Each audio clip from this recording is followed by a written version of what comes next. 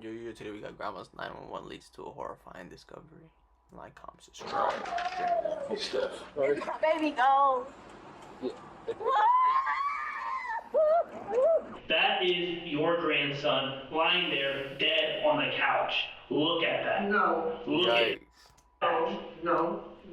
I prayed with your daughter over your dead grandson. When a 5-year-old boy What the heck was that? Come suddenly on. dies under I get what he's mysterious trying to do, but come on. circumstances, investigators in Dayton, Ohio desperately search for an explanation. What's more important to you? Someone getting in trouble or the fact that your grandson is dead? Then prove it or walk out that door. The following report is based on official police records. Because you're free to go. I'm just playing. The footage has never been seen But come before on, until dude. now. Remember On that the morning of interrogator Saturday, is March sucks. 30th, 2024, Dayton dispatchers receive a chilling 911 call. A child had died in his sleep. He went to sleep as he is. Please come, please. Ma'am, What? ma'am, what is going on with your child? He laid down, went to sleep, and I was on the couch with him. Me and my he's my grandson, and he's The house he is won't filthy as hell. up. He's cold as ice. His nose was bleeding. I wiped his nose, and he didn't move. Okay, ma'am, how old is he? 5. I was babysitting him, and he's cold as ice. Damn. He's cold. He won't move.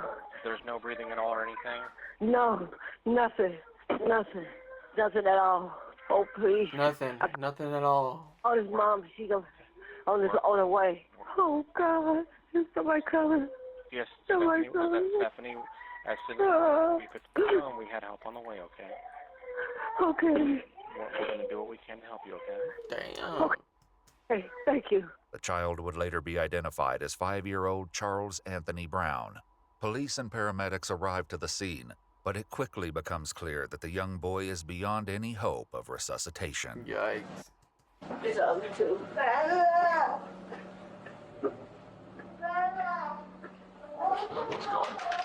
Yikes. Steph. When was the last time you saw him? 15 minutes ago, did I call you? No. When was the last time you saw him moving? We went to sleep, and then we all went to sleep. Then I slept on the What time was that? about Damn. They feel bad. I guess 10 or This is a kid, bro. 11 or so. 10 or 11 last night? Yeah. Okay. An officer speaks with the child's grandmother, 58-year-old Stephanie Shanks, who was babysitting the 3 grandchildren while their mother was at work. Does he have any health issues or anything? No, he wasn't nothing. Okay, and you said you saw him last night. Yes, about 10. I mean, he went in that position, and then that's where he was at, and then I seen some. So when you saw him, he was sleeping? No, I got up this morning, I wiped his nose, and something coming out of his nose. What? Okay, so about And 10 I this wiped it, and morning? the stuff is still in the toilet.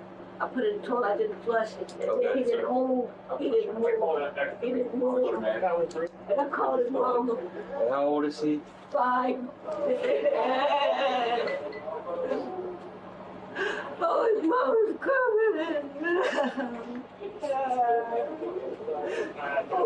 Is this brother and sister? Damn. They're twins? Yes. How old are they? 5. 5. Oh, Okay. And how was he? 3. 3? Oh, he had nosebleeds, but that's it. That's it. He had no nosebleeds or nothing. He had nosebleeds. Charles' sudden death leaves officers searching for answers. Nah, she But did any hope of something. an explanation must wait for investigators who are on their way to the scene. Like, For look at now, her hope of an eyes. explanation must She did it. wait for She did it. investigators who are on their way to the scene. For now, officers outside share their thoughts on the devastating situation. Typically, I'm one to like jump offering to go. This was one that I really didn't want to. Oh. I was like literally holding my breath, like, please don't, please don't. I knew it was coming. I don't know what the kid is. I didn't see the kid. Well, when you just had a kid, the last thing you want to do is go on a dead kid call. Damn. It don't get any easier. Yeah. We gotta wait for mom to get here, then we're gonna call mom down enough to get info on the kid. We only know his name. they on murder attack? Into medical history. Stay with grandparents, right? They stayed the night here. They don't live here. No, so they were just visiting, supervising the kid. Probably babysitting someone go out, which is fine. I don't. Yeah. Once we get the information, I'll call the coroner. I'm sure he'll want to come out. It's wildly unusual. That's crazy. Suddenly, an unidentified male approaches the scene and is stopped by officers who've been instructed not to let anyone inside. Hello. Do you know them inside of there? Yeah. How do you know them? Were you neighbors or something? That's my girl. It's my girl kids. Okay. Who are you to them? I'm her daughter boyfriend. Yeah, unfortunately, nobody can go in there right now. So. Seconds later, the mother of the 3 children, including the deceased 5-year-old boy, Damn. races toward the home. Why? Aw. Can't go inside right now. I can't go inside. Come here. Please. Come here. Please, I just want to see my baby. Please. No. He said we're not letting her in. Oh my God. We'll have to talk to her. Huh? We'll have to She talk to said he her. woke up like this. I don't know. Oh my God. Please let me go see my baby. Wait, what? Is that correct? 32 weeks, yes. Okay. Any other medical issues? No. Not the TikTok mask. What the fuck? No complications? No. or anything? You should have got that on a TikTok shop. Thank you. No. I'm sorry. My baby gone. Yeah.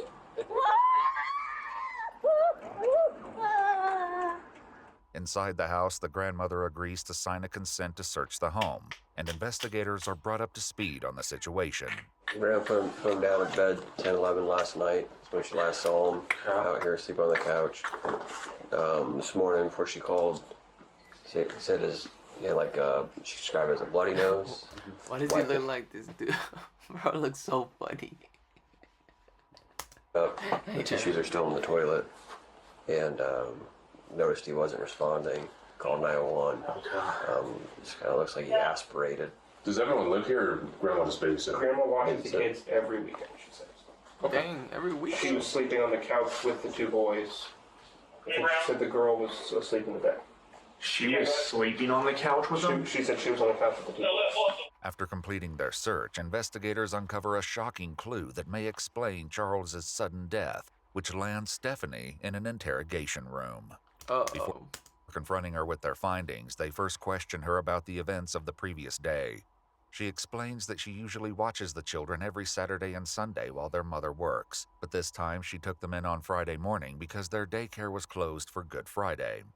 She describes their day and evening as typical, where the children played in and out of the home until nightfall. 10 or 10:30 or 11, something like that. Little Charles came and said, "Mom, I'm tired, I'm sleepy." I said, "Well, get up on the couch and lay down and go to sleep." What did he look like when he said I was tired?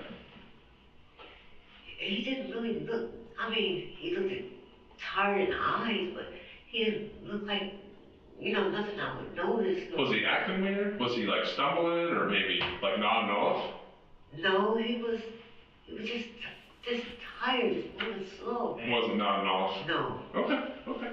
Stephanie gives one of the investigators permission to go through her phone, while the other prepares to confront her with what they found inside her home. Here we go. Can you help me understand all the straws and stuff that are laying around? She does. And the white powder and substances that are laying She around? does.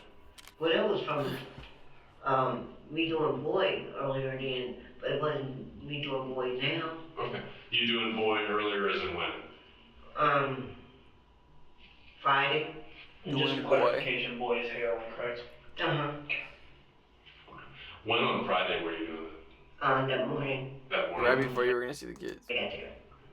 Around what time? About 7.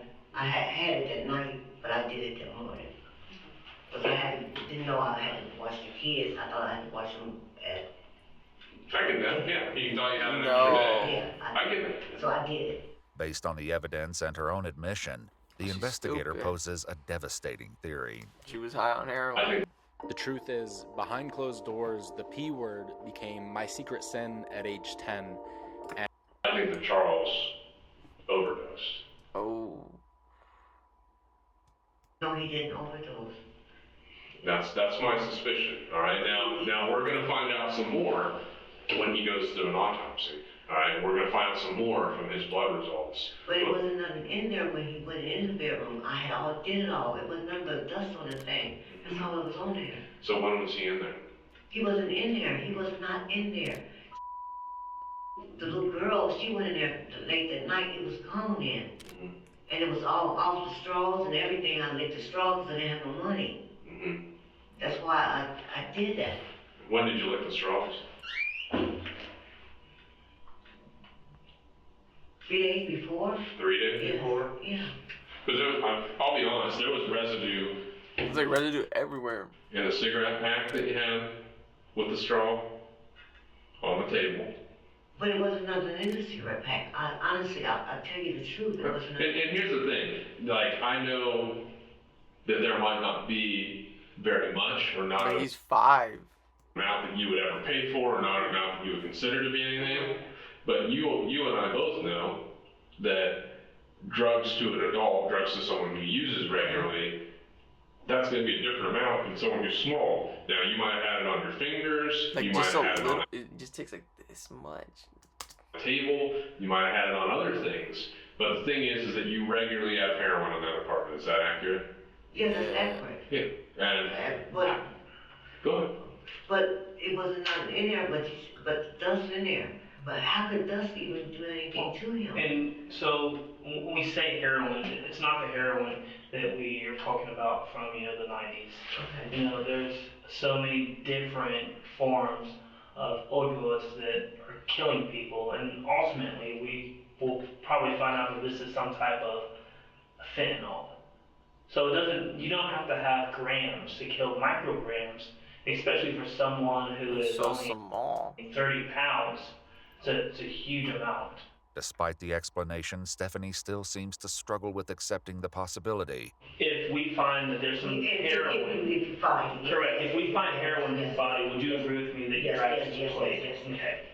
We're going to do all that. We're going to pull his blood and we're going to identify what substances are in his body. Okay. But I can tell you that he didn't just die this morning. Based on how he looked, his body had already started to decompose. Oh shit! So he was dead for a little bit. He'd been dead for some time. The investigator questions Stephanie about where she obtained the substances.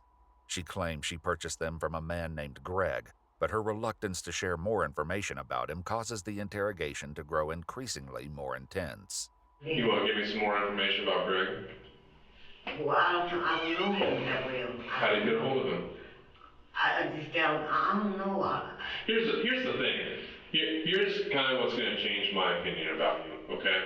And I'm just going to be real honest, all right?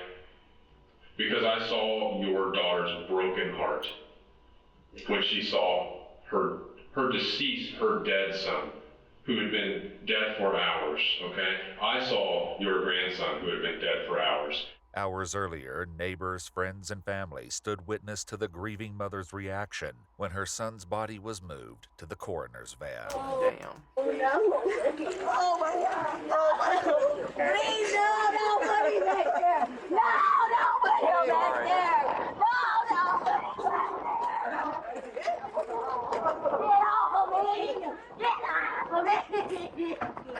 Stephanie gives investigators a street name but no exact address, along with a vague physical description. However, a startling discovery on her phone shifts the investigation dramatically, casting doubt on everything she said about Greg. On your phone, who is Bonk HD? Bonk HD? And you Yeah, called she someone does. named Bonk/HD. I don't know who that is. I don't know who that is. She about to run. I called him 4 times yesterday between 7:40 a.m. and 11 a.m. As one investigator steps out of the room to take a closer look at the phone, the other continues to press Stephanie We're gonna for call the it. truth. On a certain level, I don't care about your drug habit. What I care about is Charles is dead. Charles is over at the coroner's office right I now. believe that when I hear about from the autopsy. Well, he's dead, right? Yes. He's dead. Oh, they're just gonna search up the number. He died in your apartment. Yes. Okay? So if we're going to sit in here and talk, I want you to be truthful about things. Or walk out that door. Okay. I just looked at the phone. You text Bonk HD as well to buy heroin. The what? To buy heroin. You're really dumbass. Make me mad again. The store's always open. Like he's done a phenomenal job telling you that you can walk out here anytime. You buy drugs with Bonk HD. You're lying. You being dishonest I'm logging out. is not going to get you anywhere. There is a dead child. Your grandbaby. For God's sake.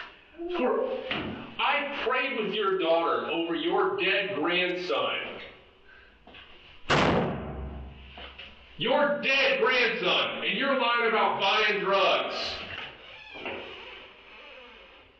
Are you kidding me? Relax, detective. Relax. Do you love your grandbabies? No. Do you? Then prove it.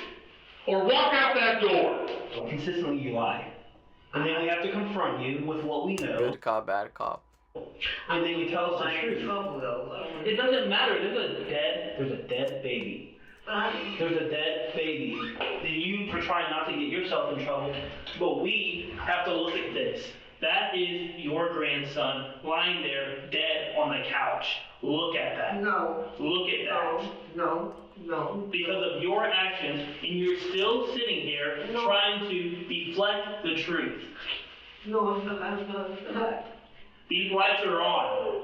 No. The truth will come out in this room. Someone will be held responsible for this dead child. It's unacceptable. And what frustrates me the most is that you are unwilling to take accountability for what has happened. You have given us partial truths.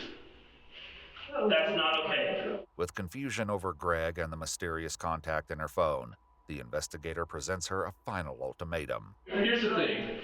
At the end of this, my partner and I, you, whenever you're done, we're gonna walk out of this room, all right? We're gonna go back to our families, all right? Charles is over there alone, in a bag. And tomorrow morning, You don't care. Let's see what happens though. Oh shit, what the fuck am I? Who's alone? Look at your results and accept. I thought I killed him. A post-mortem toxicology report for 5-year-old Charles Anthony Brown ruled his cause of death as intoxication by fentanyl and other illegal substances. According to his death certificate, the approximate time between the onset of exposure and death would have been minutes. On his death certificate, the manner of death is listed as an accident. 58-year-old Stephanie Shanks pleaded guilty to felony involuntary manslaughter, as well as 2 misdemeanor charges of endangering children, and was sentenced to 4 to 6 years in prison. That's great. Bye, have a great time.